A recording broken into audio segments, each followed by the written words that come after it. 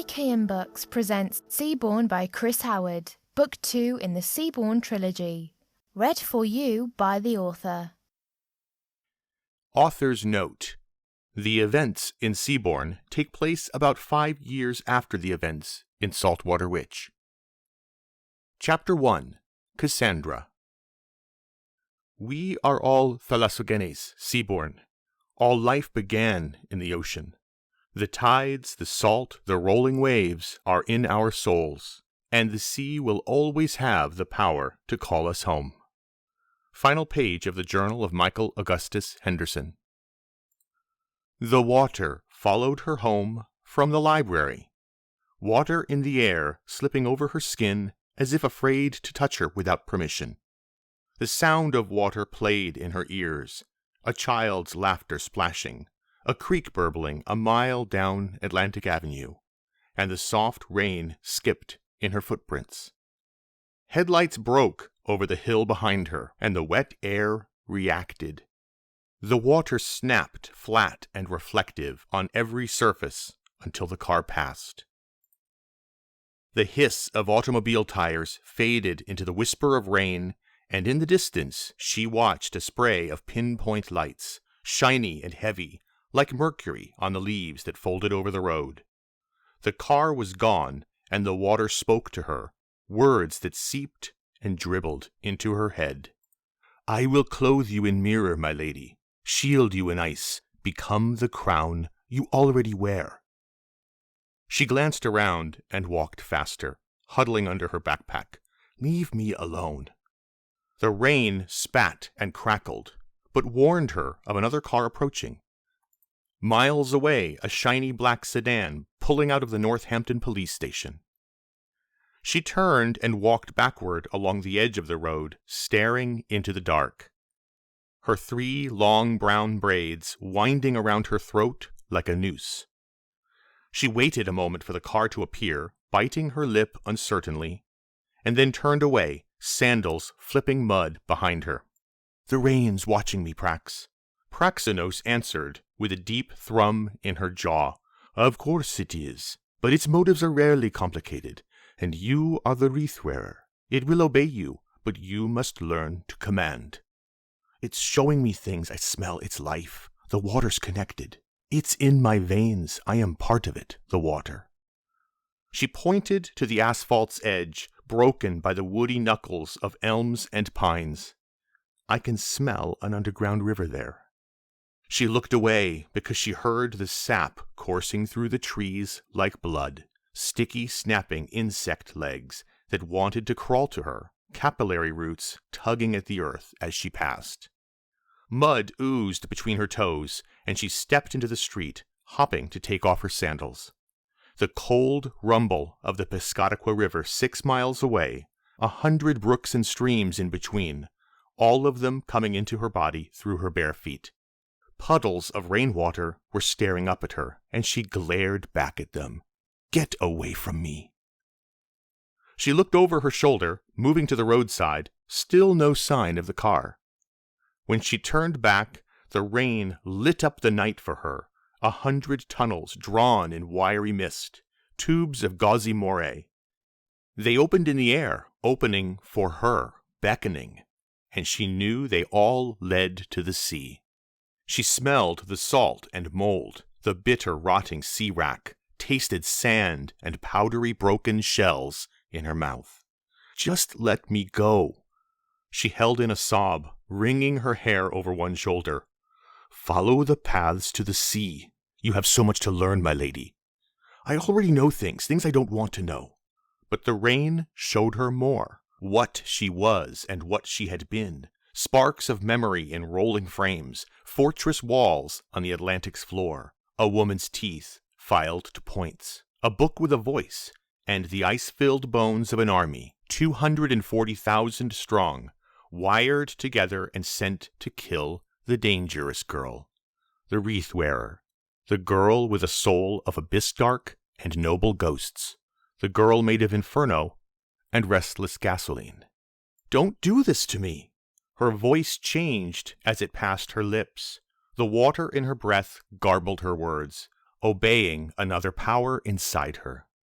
She tried a commanding tone. "I'll go when I want to." The words twisted and softened, warm candy words in her mouth, floating sweet over her tongue. She stomped through puddles. Her angry scream coiled into a song that summoned the tide, and the Atlantic Ocean roared in answer a mile away.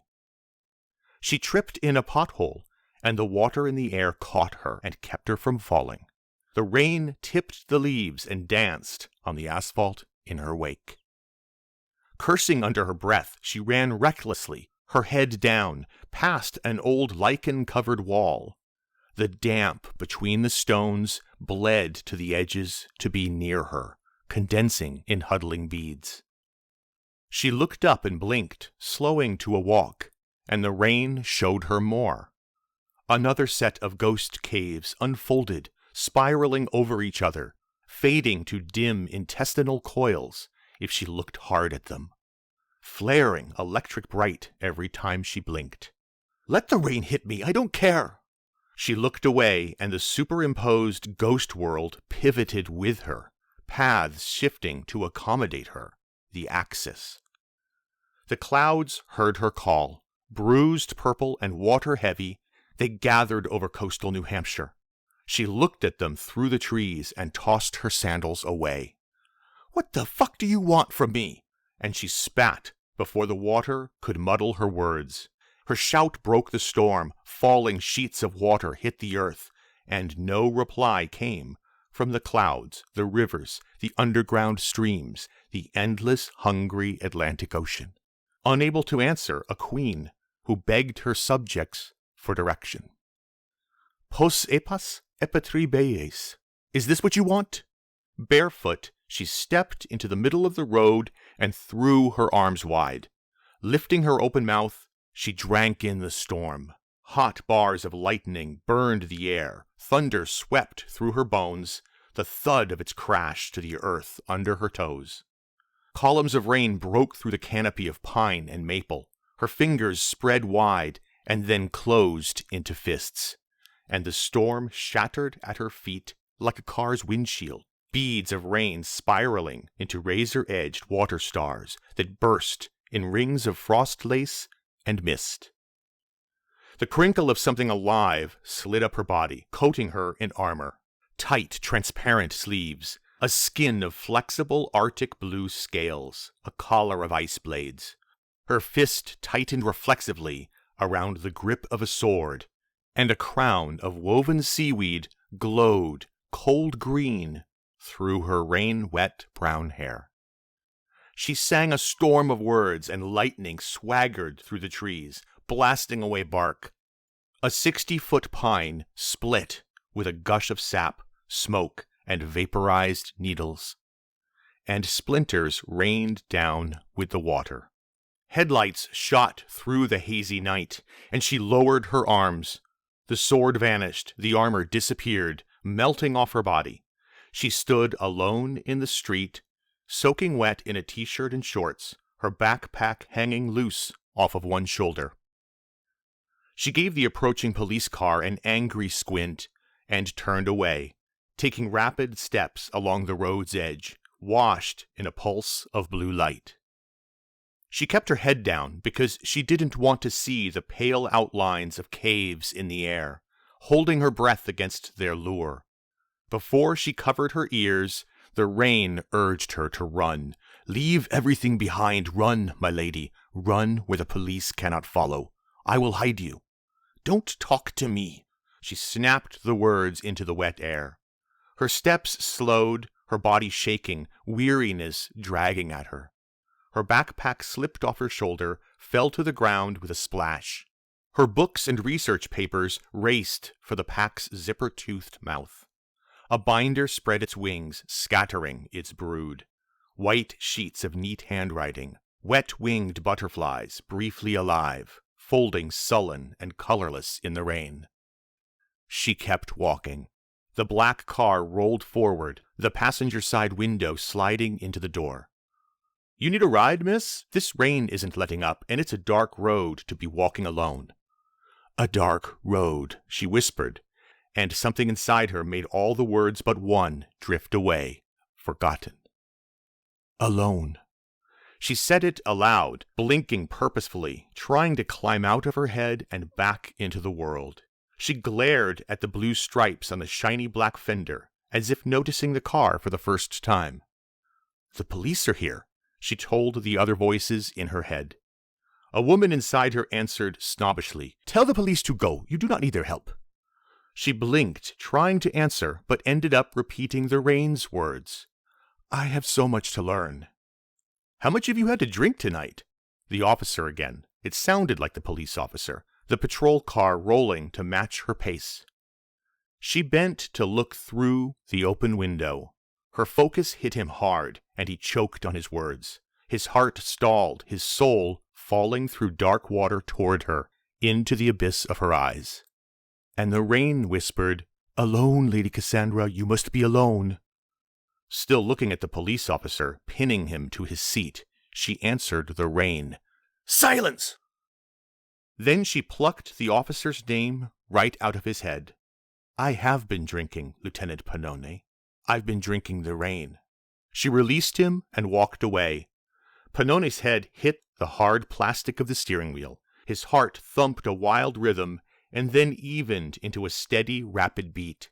He sucked in air in desperate gulps and flexed his numbing fingers, staring out the windows as if he was lost. Then he fell back in his seat, his uniform damp against his skin. Reality snapped into place for him. He closed his eyes tight, then opened them, trying to get the blue arcs and red backlit dials of the dashboard into focus. A squeak of wiper blades. He looked up through the windshield and remembered the young woman with the backpack, walking in his headlights in the middle of Atlantic Avenue. Pannone wiped sweat from above his lips. He grabbed a tissue off the visor, wadding it damply in one fist. He tugged out 3 more to wipe his forehead and rolled the car forward to again come alongside her. "Are you on medication, miss? You supposed to be? Can I call your parents?" She made no sign that she heard him, so he went on. A shrink? Maybe your grandparents." She looked over, but didn't meet his eyes. "My grandfather killed my mother. I'm going to kill him. He's expecting it, so I must plan well." She noticed the officer hiding his reaction, and she scowled because it hadn't been alarm. It was sympathy. He leaned closer. "What's your name?" It was written all over his car, bleeding K's and S's, beads of rain lining up, 1,000 Cassandras on the windows, weeping letters on black paint. She turned away and covered her eyes, pressing the palms of her hands against her cheeks, her thumbs digging into the sides of her head. "Do not tell me what to do!" Thunder boomed far away, and the voices in her head went quiet. The officer let his seatbelt snap away, leaning over the passenger seat, holding the wheel with his knee, showing her his open hands. "I can take you to a hospital. Just let me help. You shouldn't be out here alone." She didn't hear him, the rain shielding her from the sound of his voice. She stopped, as if she had run up against something solid in the air, her hands falling away from her face. Her world collapsed to the stretch of road the patrol car's headlights carved out of night, stiflingly small, and she tugged at her shirt, wet and binding around her throat. Cassandra dropped into a runner's crouch, bending her knees deep, and she launched her body down the edge of the asphalt, and off the blocks sprint for the light's edge, her 3 brown braids streaming like wet rope in her wake. She was through the headlight horizon and into the dark, rain like needles against her skin, arms pumping, breathing hard through her teeth. Pannone kicked the accelerator, topping 40 miles an hour to keep up. He braked hard where Mill Road crossed Atlantic Avenue, turning into a slide that took him into the oncoming lane. The young woman collided with a pickup truck at the stop sign. Pannone swung his door open, flipped on the side spots, and jumped into the street, not bothering with his hat or coat. The pickup's driver stared through a rain-blurred sweep of wiper blades, his lips twitching, knuckles bone white on the wheel. Officer Pannone crouched, examining the fender and the street along the driver's side, his dark uniform rain-pasted to his skin, water dribbling into his mouth, off his nose and chin. He kneeled to run his flashlight under the truck. He stepped back to take in the scene from a wider view, throwing the beam of light on the street, the wheels, windshield, letting it slide across the truck's hood. Right in the center, the rain softened a muddy footprint. There was no other sign of her. He turned the beam of the flashlight on dark, empty Atlantic Avenue. She had vanished. Pannone switched off the light and headed back to his car. He slammed the door and dropped it in reverse, accelerating half a mile up Atlantic, looking for her backpack in the flashing blue. He pulled over and spent another hour walking, following depressions in the mud and blurry footprints where she had wandered into the middle of the road. He gave up. The rain coming through the trees annoyed him, running off the leaves, whispering his name in his ears, tapping a rhythm that promised to be catchy, but slowed or doubled unexpectedly and would not allow itself to be caught.